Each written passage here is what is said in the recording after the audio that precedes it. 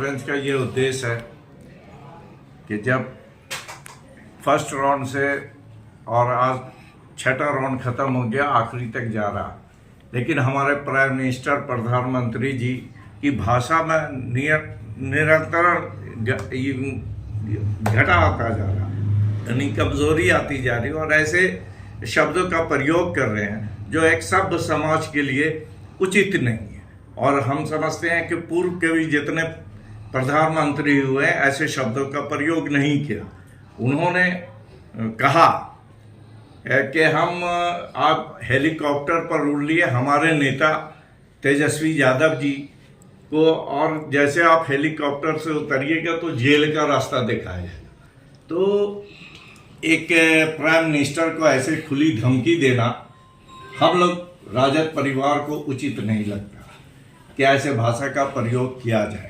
या तो आप धमका रहे हैं, डरा रहे हैं, तो ऐसे भाषा के लिए हम लोग आज विरोध इस मीडिया के द्वारा दे रहे हैं कि नहीं, ऐसा चीज़ नहीं हो सकता और कोई चीज़ को कानून के दायरे में न बोला जा सकता। तो ये तो खुला चैलेंज था। आप जिस मुद्दे पर इलेक्शन लड़ना चाहिए, जैसे आपने नोटबंदी की, तो इससे क्या फ़ायदा हुआ? आतंकवादी रुका, गलत नोट का छपाई बंद हुआ, इस सब पर बात करना चाहिए। अपने विकास की बात करनी चाहिए। या 2 करोड़ नौकरी देने की बात थी, उस 2 करोड़ नौकरी में आपने क्या किया? यहाँ से नौजवान बेकार हैं, बैठे हुए हैं, और तेजस्वी जी तो हमेशा गरीब गुरबा नौजवान बेरोजगार और महंगाई के ही खिलाफ बोला। कोई ऐसी बात तो नहीं है।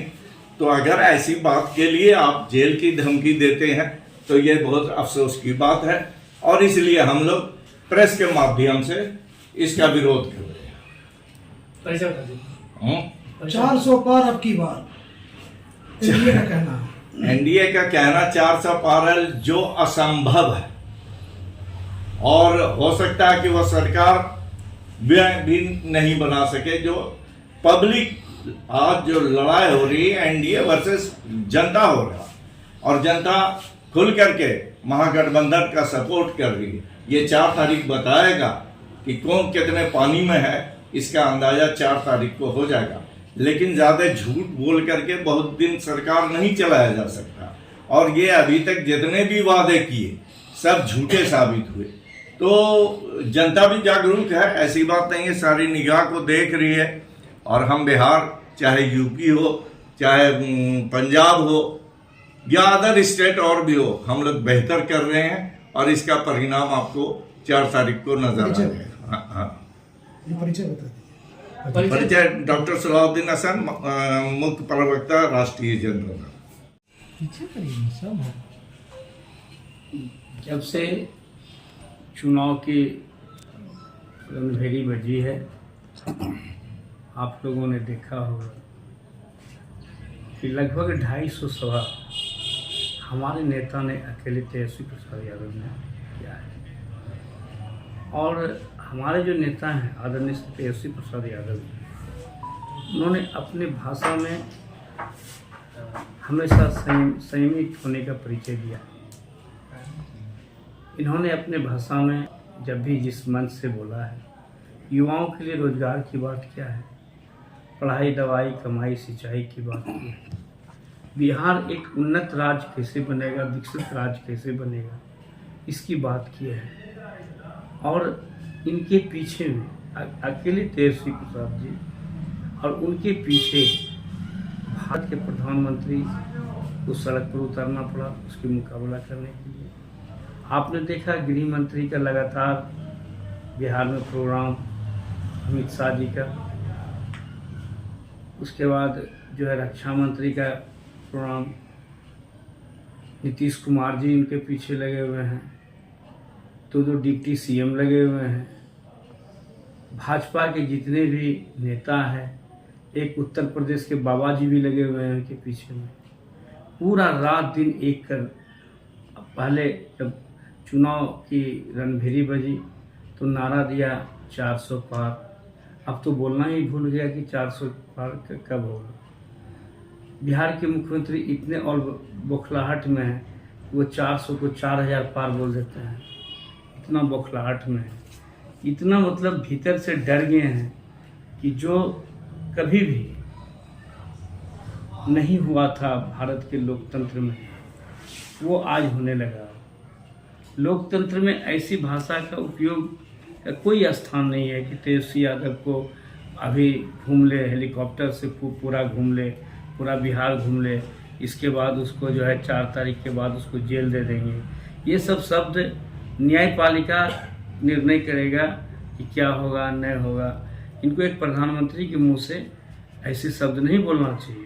एक प्रधानमंत्री को ये नहीं बोलना चाहिए विपक्ष कितनों मुजरा कर ले, क्या ये सब शब्द प्रधानमंत्री के मुंह से शोभा नहीं देता है। मुजरा और कोठा ये प्रधानमंत्री के मुंह से लफ्ज सही नहीं निकलता है। लगता है कि पूरा बौखलाहट में है। सरकार बनना तो दूर, अपना इज्जत बचा ले, यही बहुत काफ़ी है। पूरे भारत में आप बिहार के अंदर चुनाव हुआ, 40 सीट का चुनाव हुआ है, और 40 सीट पर आपने देखा होगा मीडिया के साथियों ने कि कोई मुद्दा नज़र नहीं आया। लोग को भ्रमित करना चाह रहे थे धर्म के राह पर। धर्म भी जरूरी है और कर्म भी जरूरी है। तेजस्वी जी ने रोजगार के मुद्दा लेकर चला, और आप भूखे पेट भजन नहीं होने वाला है। कहीं कोई रोजगार की बात नहीं है। कभी जो घोषणा किया था 15-15 लाख खाता में जाएगा, वो कब आएगा? 10 साल तो बीत गया। 2 करोड़ युवाओं को रोजगार देने की बात, वो तो नहीं हुई। लेकिन तेजस्वी जी ने जो घोषणा किया था, 17 महीने के कार्यकाल में उन्होंने 5 लाख युवाओं को रोजगार देने की नौकरी दिया, और 3 लाख के लिए लेकिन सरकार चली गई। छपरा सारण की घटना जो चुनावी हिंसा जो ही हुआ, उसका क्या उसमें जो है कैंडिडेट पर जो है FIR भी लॉन्च हुआ। बौखलाहट का परिचय है। 4 लाख से ज्यादा मतों से राजीव प्रताप रूडी हार रहे हैं। अब ये बता दीजिए कि जो आदमी चुनाव खत्म हो गया, उसके बाद जाकर के उनके कार्यकर्ता, भाजपा के कार्यकर्ता ने, एक सीधे सीधे राजद के कार्यकर्ता, इतना जेंटिल वर्कर थे वो, और उनको जाकर के घर से बुलाकर गोली मार देता है, तो ये बौखलाहट नहीं तो क्या है?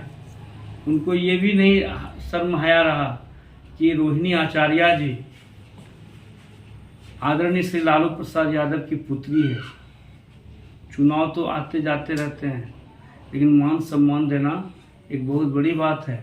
रोहिणी आचार्य के ऊपर भद्दी कमेंट करने के बाद ही हमारे कार्यकर्ता में थोड़ा सा उबाल आया, जिसके वजह से वहाँ पर बात बिगड़ रही थी, तो उसको शांत कराया गया। लेकिन वो जब शांत हो गया, तो जब मतदान भी हो गया, तो दूसरे दिन बुला करके फिर उसको गोली मार देना, और एक आदमी की मृत्यु हो जाना, 2 आदमी जीवन मृत्यु से जूझ रहा है। ये सब सारा चीज़ पूरा जो है बौखलाहट में कर रहा है। एनडीए का यहाँ पत्ता साफ हो गया है। हम लगातार अभी 10 लोकसभा का भ्रमण करके आए हैं, और 10 लोकसभा में कहीं अता पता नजर नहीं आ रहा है। तेजस्वी जी के सभाओं में युवाओं का जो भीड़ और लोगों का, जनता का जो भीड़ रहता है, उससे पूरा बौखलाहट में है। मतदान का जो प्रक्रिया है, इससे पूरा हमारे जो अभी एनडीए की जिसकी सरकार है, पूरा बौखलाहट में अनाप शनाप बयान दे रहे हैं।